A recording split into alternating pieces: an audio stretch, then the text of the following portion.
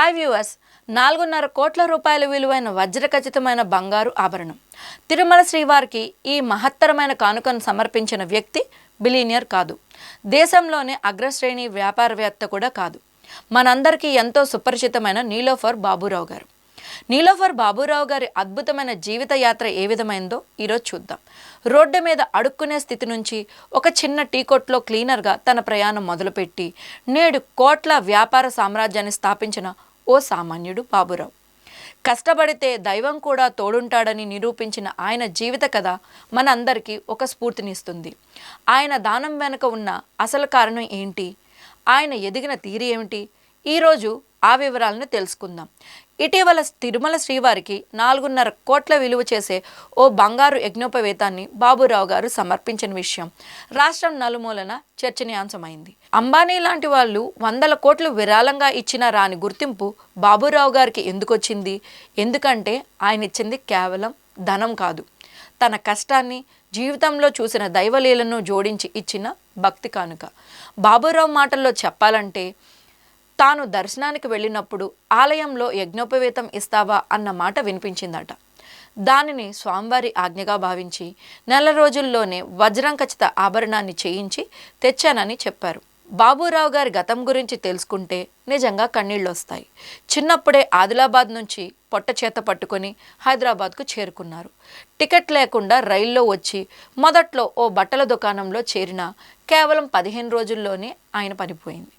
ఆ తర్వాత ఆయన ప్రపంచం నాంపల్లి రైల్వే ప్లాట్ఫామ్ అయ్యింది. అక్కడే పడుకోవడం, అక్కడే స్నానం చేయడం, పనుల కోసం వెతుక్కోవడం, ఆకలితో గడిపిన రోజులే ఎన్నో. ఆ పరిస్థితిలో చేరిందే నీలోఫర్ ఆసుపత్రి పక్కన ఉన్న ఆ చిన్న టీ దుకాణం. చిన్న టీ దుకాణంలో క్లీనర్గా ఉద్యోగం.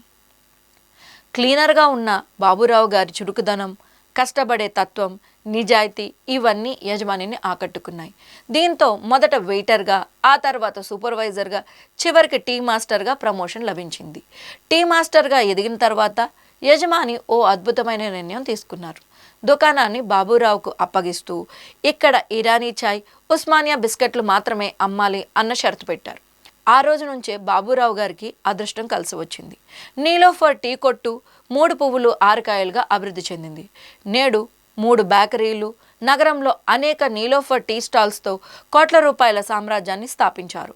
బాబురావు గారు కోటీశ్వరుడైనా తన గతాన్ని, తను అనుభవించిన ఆకలిని ఎప్పుడూ మర్చిపోలేదు.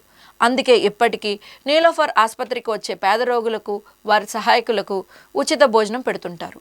మరణించిన వారి బంధువులు స్వగ్రామానికి మృతదేహాలను తీసుకెళ్ళలేకపోతే ఆర్థిక సహాయం చేస్తారు. కేఫ్ పక్కనే ఉన్న ఆలయ నిర్వహణ కూడా చూసుకుంటారు. తన మూలాలను మర్చిపోకపోవడం ఆయన గొప్పతనం. అందుకే ఖాళీగా ఉన్నప్పుడు కస్టమర్లకు తన నాంపల్లి రైల్వే స్టేషన్లో పడుకున్న రోజుల గురించి చెబుతుంటారు. దైవభక్తి, యజమాని పట్ల భక్తి, సామాజిక సేవ ఇవన్నీ బాబురావు గారిలో ఇప్పటికీ చెక్కు చెదరలేదు. ఒక టీ కొట్టు క్లీనర్ నుంచి కోట్ల వ్యాపార సామ్రాజ్యాధినేతగా ఎదిగి భక్తిలో ఎంతటి గొప్ప దానం చేసిన బాబురావు గారి జీవితం నిజంగా 100 కోట్ల దానాల కంటే విలువైనది. మీకు ఈ వీడియో కనుక నచ్చినట్లయితే లైక్ చేయండి, షేర్ చేయండి, మా ఛానల్ని సబ్స్క్రైబ్ చేయడం మర్చిపోకండి.